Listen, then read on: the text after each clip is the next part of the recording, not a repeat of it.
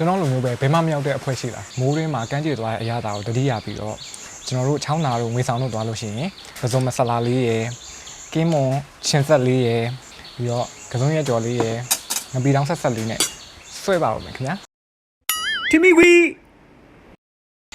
ကန်းကြေသွားရင်ဘာဟင်းနေစားပြကြလဲကျွန်တော်ကတော့ပစုံကိုမဆလာလေးနဲ့ချက်ထားတာစားတယ်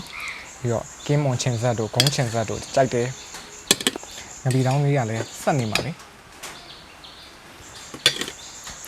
ဆွဲပြီးအိုက်ကအရန်စား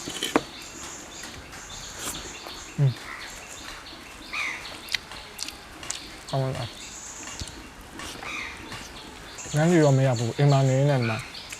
ရိုမန်တစ်တင်တာဖြစ်နေမိုးတွင်းဆိုတာရင်ကောင်းနေများလို့ကန်းကြီးရောက်အမှတ်တရပစုံမဆလာဟင်းလေးချက်စားပါအောင်မယ်ပစုံတွေကိုစနွင်းမုံစားဟင်းရမုံလို့နဲ့အိုးထဲမှာစီထည့်ပြီးတော့ကျွတ်တုံအဖြူကြီးထောင်းထားတာလေးအရင်ဆုံးစီတက်ပြီးရင်ဘာမှမထည့်တော့ဘဲနဲ့အရသာနဲ့နဲ့ထားတဲ့ပစုံလေးတွေထည့်ပစုံအကွေး9အနွေတဲ့ရေလေးနဲ့ထည့်ပြီးတော့ပစုံလေးကိုကွေးသွားအောင်လို့တည်ပေးလိုက်တယ်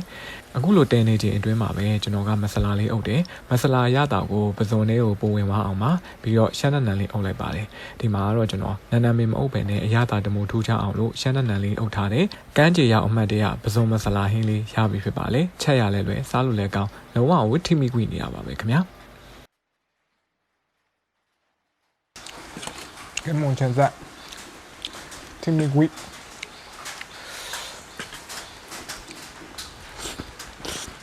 ဒါလေးကလည်းချက်ရတာလွယ်ဒါလေးကတော့ကင်းမွန်ချင်းဆက်ပေါ့နော်ကင်းမွန်ချင်းဆက်ချက်ဖို့အတွက်ခုနကပစုံအိုးထဲမှာပဲစီထည့်ပြီးတော့ကျွတ်တုံဖြိုနေထောင်းထားတာစီသက်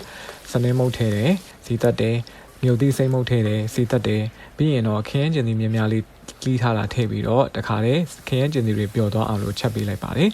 အဆက်လေးပါချင်တာကြောင့်ငြိုသီးသိမ်းဆောင်းလာထည့်တယ်ဒီမှာအရသာအတွက်စားဟင်းရမုတ်ငါးငံပြားလေးလိုစလိုလိုက်ပြီးရင်ကင်းမုံလေးတွေထည့်လိုက်ပါတယ်ကျွန်တော်ကကင်းမုံကိုအရင်ကဝယ်ထားတာဖြစ်တဲ့အတွက်ကြောင့်ရေနွေးလေးနဲ့အရင်ဖြောထားပြီးတယ်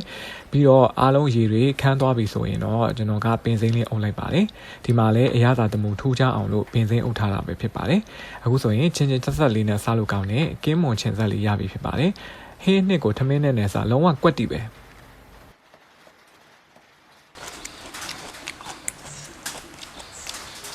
ချောင်းလာသွားရင်ကစုံရဲ့ကြော်မပါအောင်ဖြစ်လေအရွက်ကြော်ဆိုကစုံရဲ့ကြော်ပဲထည့်ပေးတာကောင်းနေတော့ကွာ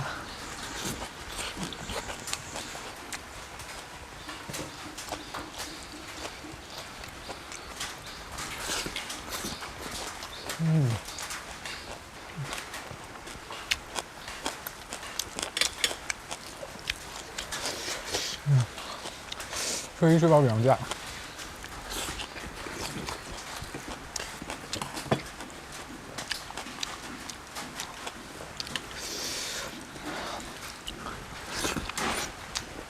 မြစ်ချင်းကိုအတုံးလိုက်ပြီးကြော်ထား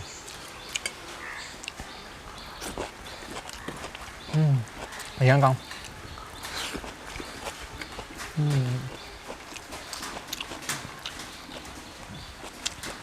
ကျွန်တော်စားခြင်းလို့ကြော်စားတယ်မြစ်ချင်းကြော်ပါ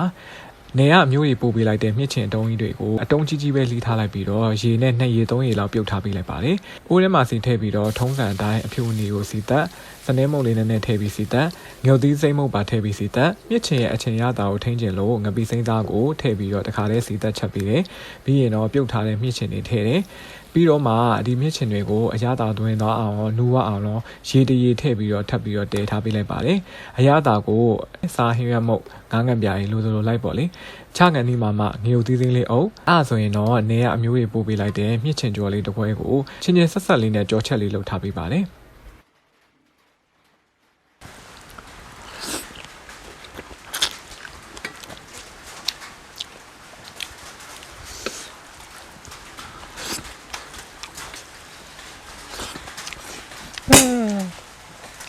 အရေးတောက်ခွက်ကြံခဲ့ပြီ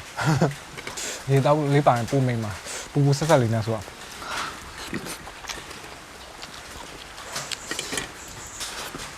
ကန်းကြီးရောက်မရောက်တော့မသိဘူးကိုချက်ကိုကောင်းဆိုင်နေဒီမှာချွေးသီးတန်လေးကြားတယ်မိုးရသေးတယ်မှာကျွန်တော်လိုမျိုးပဲဘယ်မှမရောက်တဲ့အဖွဲရှိတာဘယ်မှမရောက်ရင်တော့ရောက်တယ်လို့ဟန်ဆောင်ပြီးတော့အခုလိုလေးချက်စားကြည့်လုံးဝရှယ်ကောင်းထိမိခွေပဲ